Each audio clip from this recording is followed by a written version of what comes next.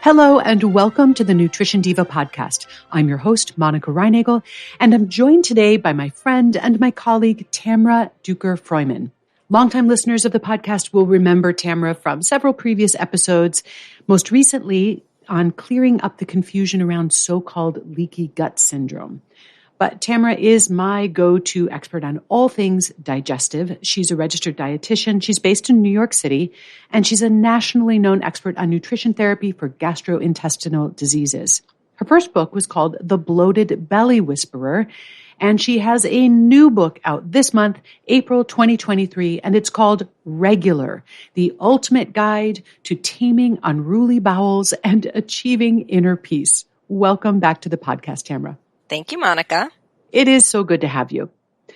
Okay, so you're suggesting here that being regular is actually the key to achieving inner peace, which may sound like an exaggeration. But the truth is that chronic constipation really can have a huge impact on somebody's quality of life. And a surprising number of people seem to struggle with this. Why is that? I mean, this seems like a really straightforward process. Food goes in one end of the tube and eventually it comes out the other end of the tube. So what is going wrong here? Right. So a lot of things can actually go wrong along the way, from the food going in your mouth to a formed, perfectly moist, bulky stool that gets to the exit before it gets too dried out. And then all the muscles and nerves that have to coordinate to allow a stool to pass from inside to outside have to coordinate exactly properly for that to happen. And so a lot of things can impact either the form of the stool or the transit time of the stool or the muscle coordination that allows the stool to pass. And anything that goes wrong along any of those dimensions could actually result in irregularity or, in this case, constipation. Wow, you're right. There is a lot that can go wrong there. And you didn't even mention anything about diet and lifestyle, which is usually all we hear about. If you're constipated, you hear that you need to eat more fiber, you need to drink more water, and that didn't even make your top list here. Well, so what I would say is that, diet and lifestyle and fiber in particular do influence sort of the form of the stool and the transit time of the stool and making it to the exit door. And so certainly how much fiber you eat or the type of fiber you eat would influence the likelihood that your stools are going to be small and hard or big and bulky, or that they're going to kind of whiz through you at a pretty nice clip, or whether they're going to take their time, inching their way towards the exit. So absolutely diet and fiber in particular do influence that a lot. But the idea around just eating more fiber being sort of like the simple solution to constipation, I think is really overstated, because not all constipation responds well to eating more fiber. There's a lot of people who eat quite a bit of fiber. They've gotten the memo on the fiber, and they're doing it and they're eating it and they're still super constipated. Or sometimes, in certain cases, eating more fiber makes their constipation worse and not better. And so if it were only as simple as eat more fiber, then people like me probably wouldn't have a job. Right. Well, this reminds me a little bit of the situation with insomnia. So if you're struggling to fall asleep or stay asleep and you go online and ask Dr. Google, you're quickly going to come across a list of practices known as sleep hygiene. And you're going to run into the same ones everywhere. You're not supposed to have caffeine after a certain hour. And there's also timing for exercise. And the room has to be dark and cool and no screens and, the whole thing. And if you just do all of that, it's supposed to solve the problem. And yet I hear from so many people who have memorized and implemented all of the sleep hygiene tips, but they still struggle. And by the same token, if you were to just take the usual advice on constipation, the same could be the case for you. Yeah, I think it's actually the perfect analogy. And I see it most in people who have something called pelvic floor dysfunction, which we estimate accounts for 40% or even more of cases of chronic constipation. And so for something so prevalent, I bet a lot of your listeners probably have never even heard of it. But pelvic floor dysfunction is when certain of the muscles that are required to coordinate properly for defecation are not coordinating properly. They're too tight, they're too lax, they contract instead of relax, at different phases of the process. And it makes it very difficult for you to pass a stool and certainly to pass one completely. And so when somebody comes to me and they've done all the, the analogy is the poop hygiene. They drink 8 cups of water a day and they're eating a high fiber diet and they're exercising and getting sleep and they're doing all the things and like literally nothing is coming out of them. We will always start to sort of ask and probe around, like, do they sound like someone who could have a pelvic floor dysfunction? In other words, you're doing everything right, but the muscles that kind of govern the back door exit are just not allowing the stool out. And so it's, I think, a perfect analogy for certain cases of constipation. Well, and in that case, I could imagine that just continuing to increase the amount of fiber you're eating might only not help. It could actually make it a lot worse. Yeah, that's exactly right. If more fiber in only works if it causes more fiber to come out. But if you're putting more fiber in and nothing is coming out, at the end of the day, you're just like piling on more and more stool into this very crowded, full intestine. And it can cause a lot of pain and bloating and nausea and discomfort, and actually make people feel worse and actually make the constipation harder to treat, because now whatever remedy you're trying to introduce has to kind of blow through 5 feet of like a wall of stool instead of sort of like a more modest amount of stool. And so more fiber making the problem worse should signal to you that you should be seeing a doctor to explore what's going on. Wow, you do have a way of painting vivid images for us, Tamara. Yeah, thank you. So if you suspect or actually have confirmed that pelvic floor dysfunction is part of the issue, what fixes that? Yeah, so it depends on the type of pelvic floor dysfunction, but for many or probably most types of pelvic floor dysfunction, some form of pelvic floor physical therapy, which may or may not include a modality called biofeedback, is kind of the gold standard. There are other types of interventions that are more directed towards sort of dysfunctional anal sphincter muscles, like things that are kind of too tight, or in rare cases, not rare, but like not commonly, like certain types of surgeries that people may need to have. But for most people, it's a physical therapy / biofeedback situation.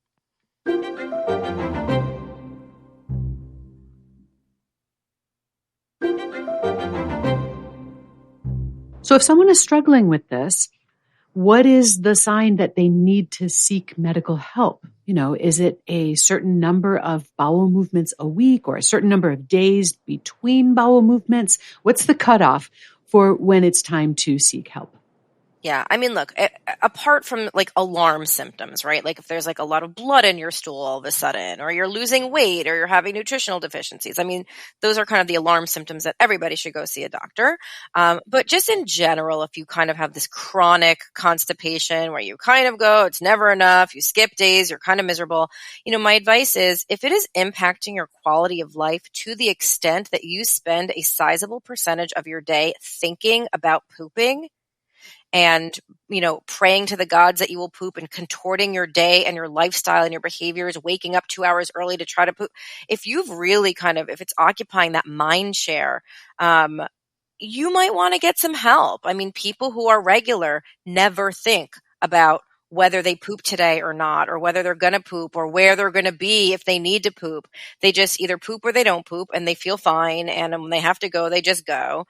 And if you're really if it's occupying so much of your mind share that it's impacting your quality of life, you should try to get some help. Absolutely. And just the knowledge that there can be structural and functional issues that are part of this. It's not only a matter of how much fiber you're eating. Maybe that would also embolden people. Like there can be more solutions. Yeah, there's so many solutions. Well, speaking of solutions, there are a lot of over-the-counter products in drugstores for constipation that people can access very easily, and they may find that those work.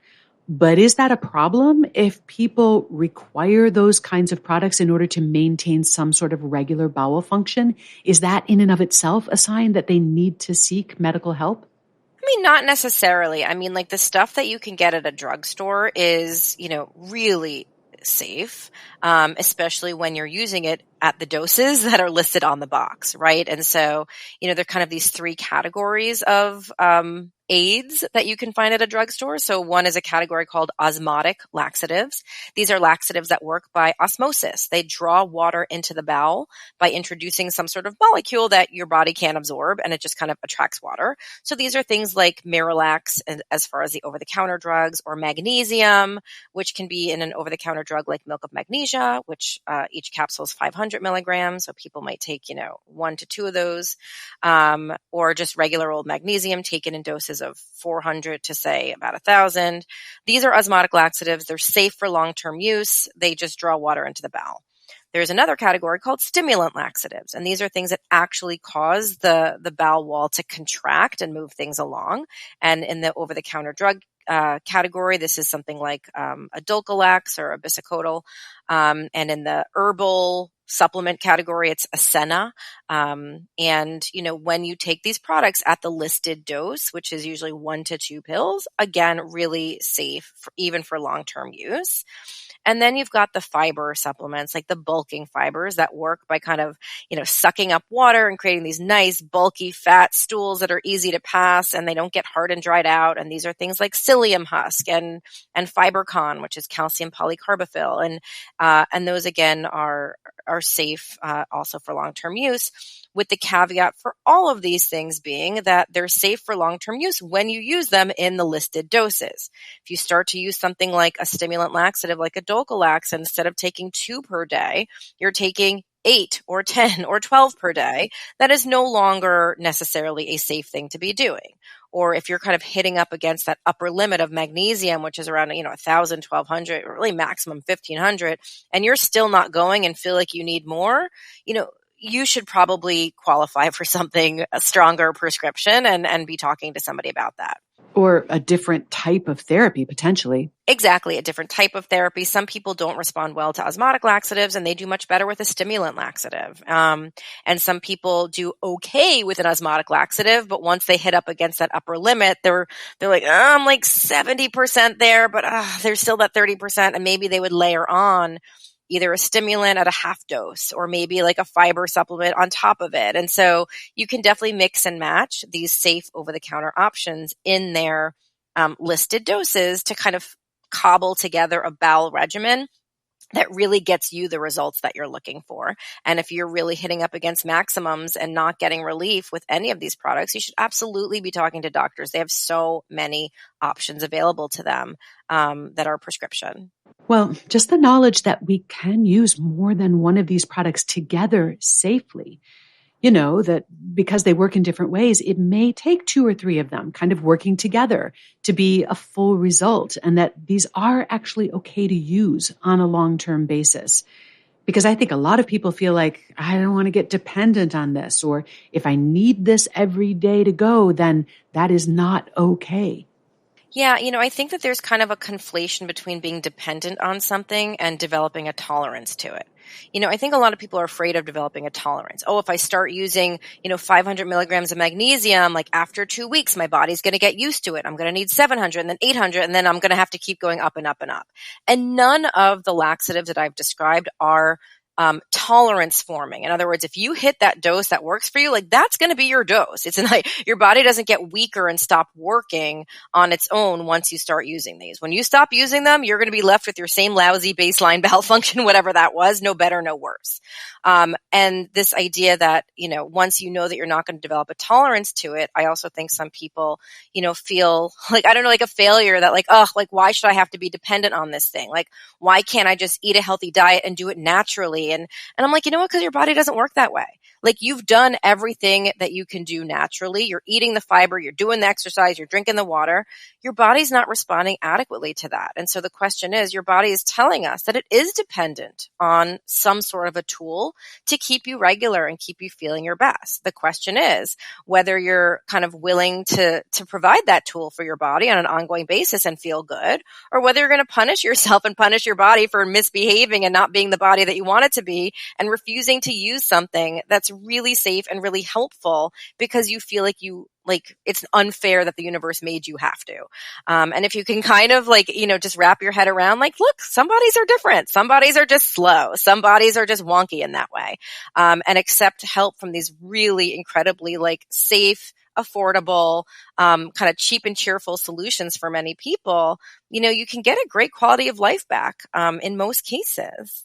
I think that's enormously reassuring. And it really kind of goes to some widespread misconceptions and misunderstandings about how these tools can be used. But maybe let's turn our attention back a little bit towards dietary management. It may not be the entire solution, but as you said, it is often part of the solution, but it's not just about eating more fiber. I mean, you have whole sections in the book dedicated to the differences between different sources of fiber and how they work differently. And that you may really, in the same way that you might need to come up with a customized bowel regimen in terms of aids, you may also need to arrive at a sort of customized fiber prescription that works for you without causing unwanted symptoms.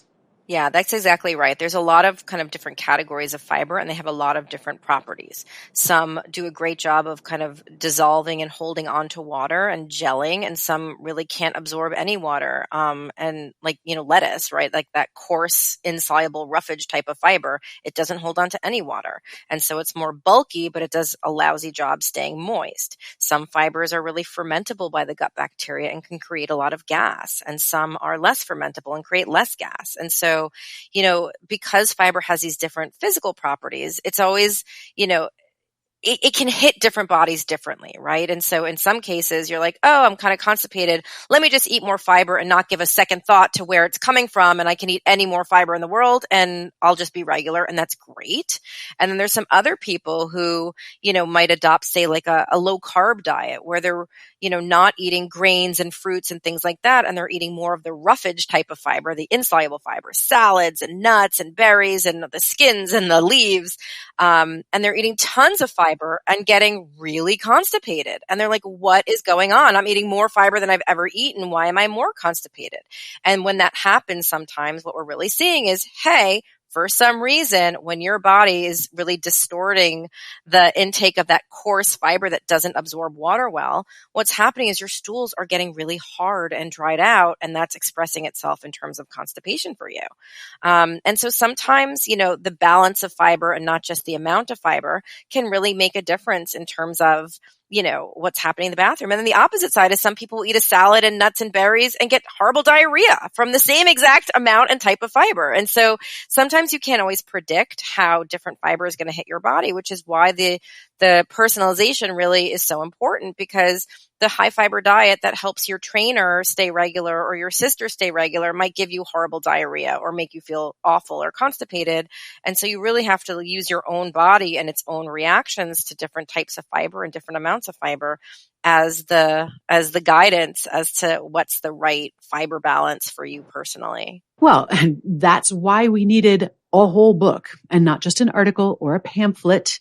And you've really created such a comprehensive reference and solution or tool for people.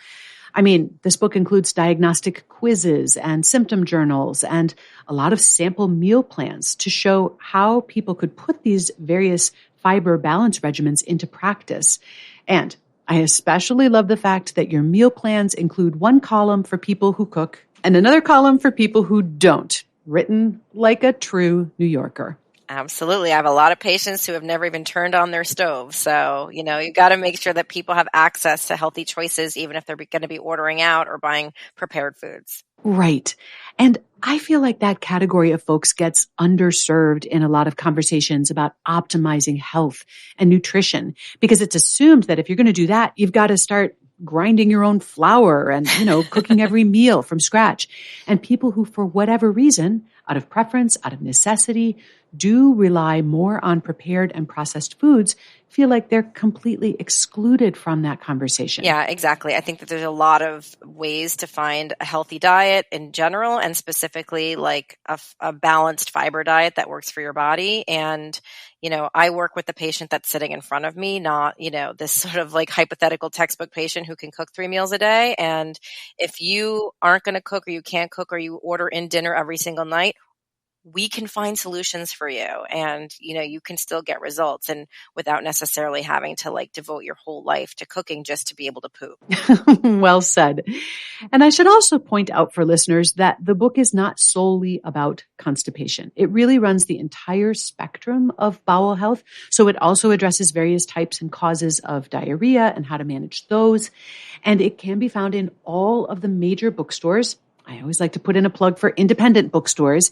If you have an opportunity to support your local or online independent bookstore, please do so.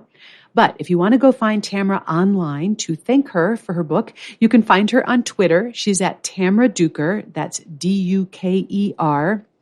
Over on Instagram, she's at Tamara Freuman, Freuman. And if you can't remember how to spell all of her different last names, you can always find her and everything else on her website, which is thebloatedbellywhisperer.com. Tamara, thank you as always for coming and setting us straight and helping us stay regular. And perhaps we could close with the definition of a word. Now, I don't know if you made this up. Did you make up the word poophoria? I think I might have. I thought you might have. And this is in the very beginning of the book. And in case you don't have the book in front of you, Tamara, I'm just going to read it for everyone. Poophoria is what we all have to look forward to after we read Tamara's book. And it's defined this way: a feeling of elation and inner peace following completion of an easy-to-pass and fully relieving bowel movement. I feel certain that's going to be Merriam-Webster's Word of the Year for 2023. Oh, gosh. Dare to dream, Monica, from your mouth to God's ears. Okay, Tamara, we'll see you back next time. I hope it's not too long. Take care. Thanks for having me.